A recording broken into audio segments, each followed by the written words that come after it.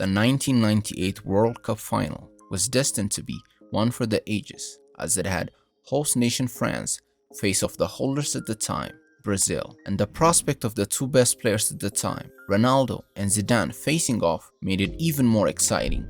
So, on July 12, 1998, hours before the match, it came as a shock to everyone when Ronaldo's name was omitted from the official lineup, but only to be reinstated in the starting 11 minutes before kickoff. So, what really happened that day? Today, we will look back at one of the most controversial events in the history of the World Cup.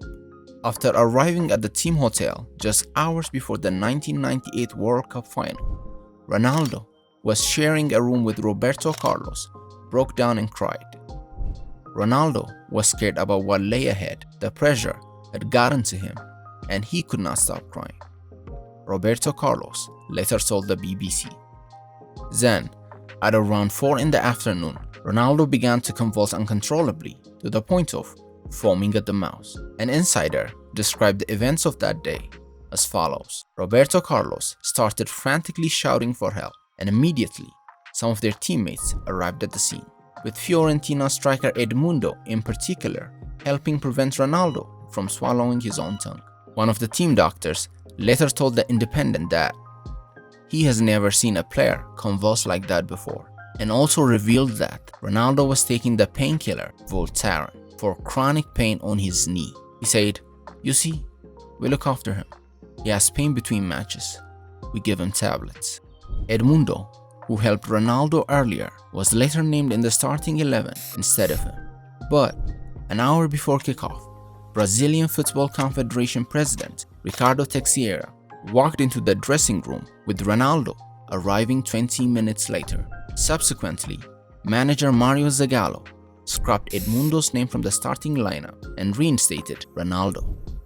The match went underway, and the holders Brazil and their talisman Ronaldo did not seem to be anywhere close to their old selves. On the other hand, Zidane and France put on a show, with Zidane opening the scoring in the 27th minute and then doubling his country's lead just before halftime, and Emmanuel Petit scored in the 90th minute to make it 3-0.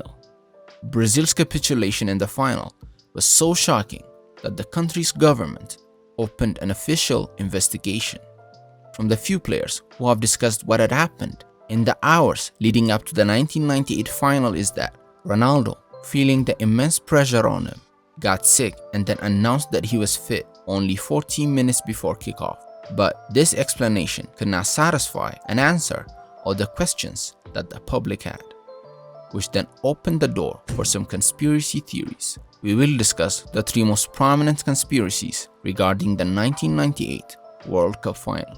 Conspiracy theory number 1.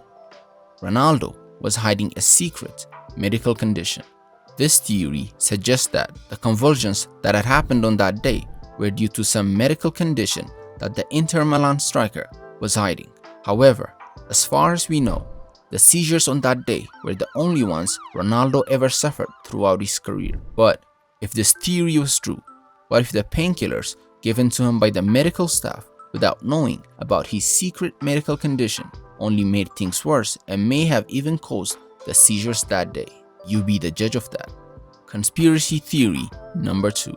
Brazil's players accepted bribes to throw the match. This second theory insinuates that the Brazil squad and officials were bribed to throw the match against France for £15 million in addition to the right to host a World Cup in the near future, as well as a favorable draw in the 2002 World Cup. Coincidentally, 4 years later, Brazil breezed through a group containing Turkey, China, and Costa Rica, and then 5 years later, they were named as host nation for the 2014 World Cup. Conspiracy theory number 3. Nike forced Ronaldo to play. Out of all the conspiracy theories regarding the 1998 World Cup, this one relatively sounds to be sensible and somehow realistic. Following the final, on July 13, 1998, Nike released the following statement. With regards to rumors circulating about presumed pressures Nike put on the Brazilian national soccer team so that Ronaldo would play, Nike wants to emphasize that the report of such involvement is absolutely false. Ronaldo and Zagallo decided together to crown this dream which the Brazilian player deserved to live. In all this, Nike did not interfere in any way. And besides, why should it have?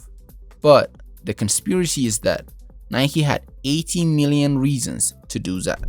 The World Cup is the biggest sporting event in the world, with billions watching the event, and Nike were the sponsors of the Brazilian national team, as well as Ronaldo being their poster boy. It was suggested that, after hearing of Ronaldo's absence from the final lineup, Nike threatened the Brazilian Football Confederation and Ronaldo himself that they'll take their sponsorship away unless Ronaldo plays in the final against France, who were fittingly sponsored by their arch rivals, Adidas.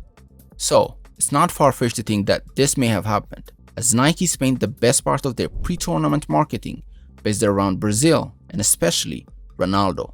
Despite all of this, Ronaldo has denied these allegations many times and has said the decision to play in the final was solely his. Until next time, see ya.